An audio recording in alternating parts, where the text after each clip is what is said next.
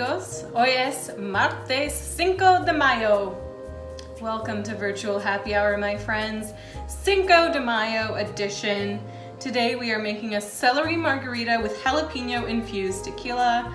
I know this is slightly more complex than the cocktails we usually make, but this is a cocktail I have on my blog. The only difference is that we've infused our reposado tequila with some spicy jalapeno to make it a little bit more interesting.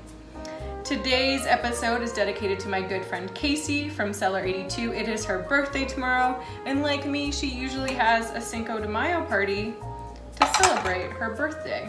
I'm gonna start off by rimming this rocks glass, which has a little festive parrot on it, with some salt. Cinco de Mayo, I think a lot of people don't actually understand the history behind the holiday. It's actually typically more often celebrated amongst Mexican Americans. Celebrations began in 1863 in California and have spread throughout the rest of America, largely in the 1980s, thanks to beer and wine companies that used the occasion as a marketing tool. And actually beer sales on Cinco de Mayo rivaled that of Super Bowl. So there you go. As I tell you a little bit about this holiday and the history of Cinco de Mayo, I'm gonna go ahead and make this drink. So we're gonna start with 1.5 ounces of our jalapeno infused reposado tequila. If you don't have reposado, you could use plata. And we're just gonna put that into our shaker tin here. And then we're gonna do 1 ounce of freshly squeezed lime juice. So Cinco de Mayo commemorates the victory of the Mexican army at the Battle of Puebla against the French Empire. So after the Mexican-American War and the Reform War, which was basically a civil war within Mexico, Mexico was pretty broke, and so they decided that they would suspend debt payments to their international lenders in the late 1850s. Obviously, their international lenders weren't very pleased with this unilateral decision to stop making their debt repayments for 2 years. So Spain, France, and Britain all sent fleets to Veracruz to say, hey, no, you're gonna need to pay us. And Mexico was able to negotiate with Britain and Spain, but France, under the rule of Napoleon III, was a little bit less inclined to take that deal. And Napoleon saw it as an opportunity to build the French Empire in Latin America. So he basically started a war and decided that he wanted to take over Mexico, so invaded Mexico City and ousted the then president Benito Juarez, who was forced to take shelter elsewhere. So in 1861, the French Empire of 8,000 soldiers is just steamrolling through Mexico. But then they get to Puebla, where a meager 4,000 Mexicans who are poorly outfitted, poorly armed, managed to absolutely demolish the French army that is much better equipped and is twice their size with 8,000 soldiers.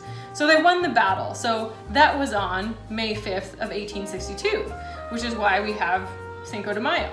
We're gonna do just 1/2 ounce of our celery juice.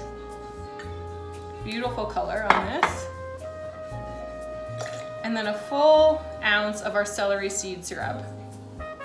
So they won the battle, but they did end up losing the war for a few years anyway, because the French just came back a year later with a force of 30,000 and crushed them. So the French ruled in Mexico for a few years until the American Civil War was over, and the Americans were able to send some reinforcements and support Mexico.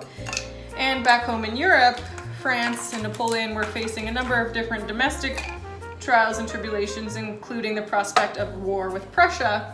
And so then they were eventually forced to leave Mexico, and President Benito Juarez was reinstituted in 1867 as the president of Mexico. So basically, even though the Cinco de Mayo was only the victory at the Battle of Puebla, it's an opportunity to celebrate that morale-boosting victory, which is very significant. Again, as I said, more often celebrated in America than in Mexico. In Mexico, it's typically more ceremonial celebrations of Cinco de Mayo, like military parades.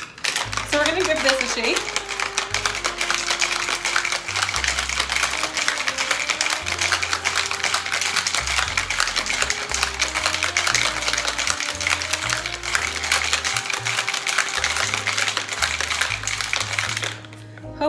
caught my Cinco de Mayo recipe roundup, which I posted to the blog yesterday. If you haven't, it's not too late. There are 11 recipes in that roundup, which you can find on the homepage of my blog, including a number of different margaritas, spicy mango, this celery margarita,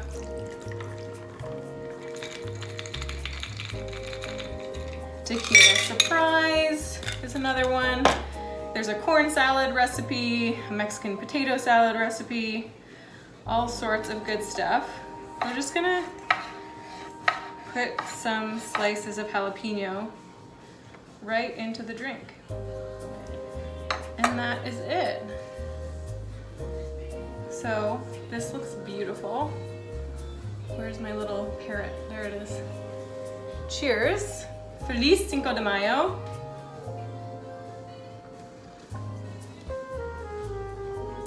God damn, that is good. That is very delicious. Hopefully you put in the effort to make this, but if not, check out some of the other margarita recipes on my blog, or of course in the virtual happy hour highlights where I made a spicy jalapeno margarita early on. Cheers, guys.